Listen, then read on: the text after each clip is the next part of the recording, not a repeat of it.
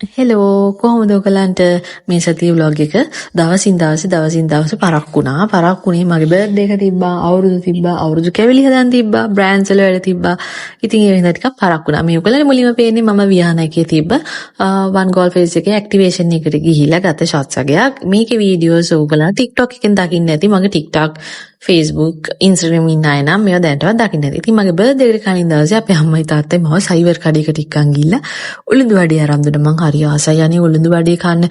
ඉතින් අපේ තාත්තා කිව්වා මේ මොනවද මෙන්න මේකේ නම මතකත් නැහැ. චීස් නාන් නෙවෙයි චීස් පේපර් දෝසේ අන්න හරි. චීස් පේපර් දෝසේ අරවයි මේවයි අරගත්තා. මෙන්න මේ කිරිතේ එක නම් පුදුම රසක් ළමයි. කිරිතේ පිස්සෙක්ට නම් නියමයි. ඒව ටික කාලේ ඉවර වෙලා මේ මගේ බර්ත්ඩේ එක දවසේ තියෙන කේක් කෙනාගෙන් ආපු චොක්ලට් නෙවෙයි මල් කේක් අරාමියෝ තමයි මේකේ තියෙන්නේ.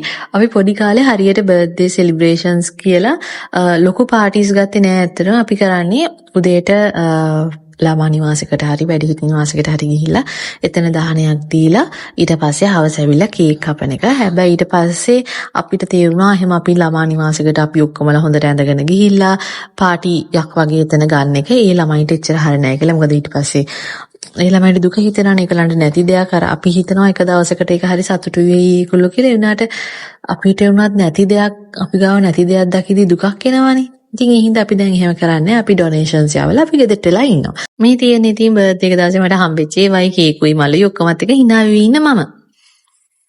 වෙඩින් එකක් තියෙනවා. ඒකට සාරිය තියෙනවා ගෙදර. සාරියට ජැකට් එකක් ගන්න තමයි ජැකට් එකට රෙද්දක් ගන්න තමයි යන්නේ. මං සාමාන්‍යයෙන් ඉතින් වෙඩින් වලට අලුතින් සාරි ගන්න. ඔය තියෙන සාරියකට ජැකට් එකම වෙනස් කරලා, ජුවලරි වෙනස් කරලා, අඳපු විදිය වෙනස් කරලා, මේකප් එක වෙනස් කරලා, එහෙම වෙනසක් කරලා අඳිනවා. ඉතින් අපි සල්ලි වියදම් කරලා ගන්න සාරියක් දෙතුන් පාරක් අඳින්න බෑ නෑ. වැඩකුත් නෑ නේ. ඉතින් එක පාරකට අඳින්න සාරියක් ගන්නවා නම් ඒක තමයි කරන ලොකුම මෝඩකම නේද? අපරාධනේ යන්නේ අපි ලොක්කොට වියදම් කරලා ගන්න එක. දෙතුන් පාර නෙවෙයි හතට පාරක් හරනම් අඳින්න ඕන. ඉතින් මෙතන ඉන්න ඇත්ත එක කතා කරලා මගේ සාරි ජැකට් මහා නාඩිටත් කතා කරලා මෙන්න මේ යෙලෝ එකට මෙන්න මේක අර යෙලෝ වර්ක් එකක් තියෙන. ඒකට ගලපලා තමයි මේ පාර ගත්තේ. ඕම ඉන්න ගමන් ඉතින් මම එතන තියෙන සාරිත් නිකන් අරගෙන බැලුවා. වැරදිලා හරි ගාන අඩුවට හොඳ සාරියක් තිබ්බොත් එහෙම මේ වගේ තැන්වල සමහරක් වෙලාවට තියනවානේ මේ දවස්වල ඔෆර්ස් එක කියලා. හැබැයි ඉතින් හොඳ සාරියක් හම්බුනේ නැහැ. මට හිතුණා මං ගාව තිබ්බ සාරිය ඊට වඩා හොඳයි කියලා. බුරුට ඉතින් එතන ඉන්න එක්කෙනා පෙන්නන සාරි බලවල හිටියා ඉතින් මත්. ඔන්න ඕක තමයි ගත්තේ. මට හිතුණා මේ දෙක නිකන් අමුතු විදියකට තියෙයි කියලා. ඊට පස්සේ මම ටසල් එකකුත් හොය හිටියා. මගේ සාරිය ගොඩක් සිල්වර් වර්ක් එක වැඩිපුර පේන හින්දා මම අන්තිමට තෝරලා ගත්තේ සිල්වර් පාටි ටසල් එකක්. මෙතන එක එක ඒවා තියෙනවා. මම සාමාන්‍යයෙන් මේ අර එක ළඟ වෙඩින්ග්ස් වලට ගොඩ කාලෙකින් සාරි මහල් නැති හින්දා දැන් දන්නෙත් නෑ ලස්සන ඒවා මොනවද කියලා. මේ මෙතන තිබ්බ මෙන්න මේක තමයි මම ගත්තේ. මේ ටසල් එක ගත්ත එක ටිකක් ලොකුයි. ඒ වුණාට ඉතින් ලස්සනයි කියලා හිතුණා. ඒකත් අරගෙන ආවා. දැන් ගොඩක් ළමයි සෝෂල් මීඩියා තියෙන හින්දා එකම සාරිය එහෙම දෙතුන් පාරක් අඳින්නේ නැහැනේ. මට නම් ඉතින් ඒ ලැජ්ජා බයවල් අර මේවා නැහැ. මම ඉතින් ඕන් තරම එකම ඇඳුණා 100 පාරක් උනත් අඳින්න පුළුවන් මට. ගයිස් එකට සීතල වෙච්ච සෑන්ඩ්විච් කන්න. අද නම් කව රත් කරලා දෙන්න කියලා කියන්නේ හැමදාම කන්න වෙන්නේ සීතල සෑන්ඩ්විච් එක හොඳට රත් කරලා දෙන්න කිව්වා. අද කියලාම ඉල්ලපු හින්දා ඇත්තටම සෑන්ඩ්විච් එක හොඳට රත් කරලා රසට තිබ්බා.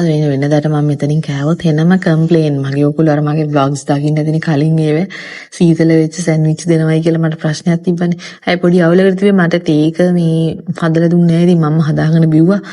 මේ තේ කොලයකට එක තේ කොල පැකට් එකයි දාලා තිබ්බේ. ඒ හින්දා ලොකු රහක් තිබ්බේ නැහැ. මේ ඉතින් මේ බ්ලොග් එකේ තනිකරම තියෙන කෑම තමයි ළමයි. මොකද සාමාන්‍යයෙන් අපි කෑමෙන් බීමෙන් ඉස්සරහින් ඉන්නවානේ. අර සයිවර් කඩේට මම ආයේ ගියා මෙන්න මේ සමෝසා එක කන්න. බුදු අම්මේ තිබ්බ රස. හවස 6ට විතර මේකළු මෙතන දෙවියන්ගේ පූජාව එහෙම තිබ්බා.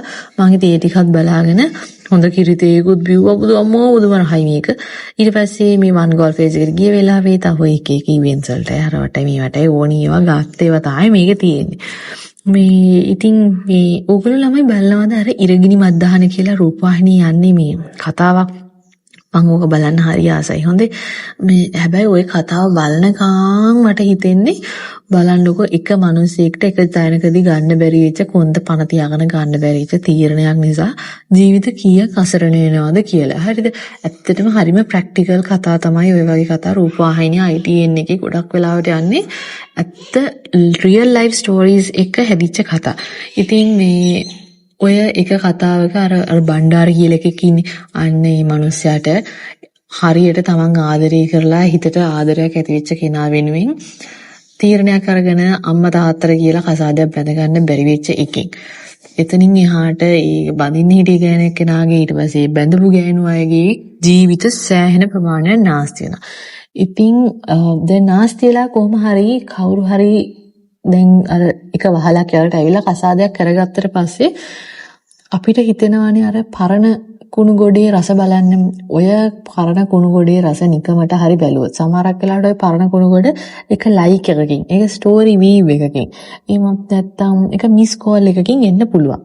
එතකොට ඔය වෙලාවට කරන්න තියෙන්නේ Tamanට දැන් ලැබිලා තියෙන ජීවිතේ බොහොම හොඳ ජීවිතයක් නම් අනේ ඔය අපේ හිත කියනවානේ සමහරක් අර මොලේ කියන නෑ ඔය වැඩේ කරන්න එපා. ඕක හරි නැති වැඩක් කියලා. අපේ හිත සමහරක් වෙලාවට කියන පොඩි එක chance එකක් එකපාරක් හායි කියලා බලන්න, එකපාරක් කතා කරලා බලන්න කියලා. ඔයා ඒ එකපාරක් ඔයාගේ පරණ කියවලා ඉවර කරපු පොත පෙරලලා බැලුවොත් එතනින් එහාට අපිට හිතෙන්නේ එකපාරයි මේක කියලා. ඕක එකපාරක් වෙන්නේ නෑ. ඊට පස්සේ ඕක දිගට ගිහිල්ලා අපේ ජීවිත ඇත්තටම විනාශ වෙන්න පුළුවන්. හරියට අර සමන්තටත් වුණා වගේ. කසාදයක් බැඳගෙන පැත්තකටලා ඉන්නේ නැතුව අර බණ්ඩාරයත් එක්ක ආයේ හොඳයි කන් වලට ගිහිලා දැන් මේ තියෙන ජීවිතෙත් නැති කරගෙන තියෙන. ඉතින් සමහරක් වෙලාවට අපි ගන්න අපේ හිත කියන දේවල් අහලා අපි කරන මෝඩ වැඩි නිසා එක්කෙනෙක්ගේ නෙවෙයි ජීවිත ළමයින්ගේ පවුල් වල හැමෝගම ජීවිත විනාශ වෙන්න. ඉතින් අර ප්‍රියංකා චොප්රා එකපාරක් කිව්වා වගේ මේ අලුත් අවුරුද්දේ කියවපු පොත පිටිපස්සට ආයෙ කියවන්න යන්න එපා.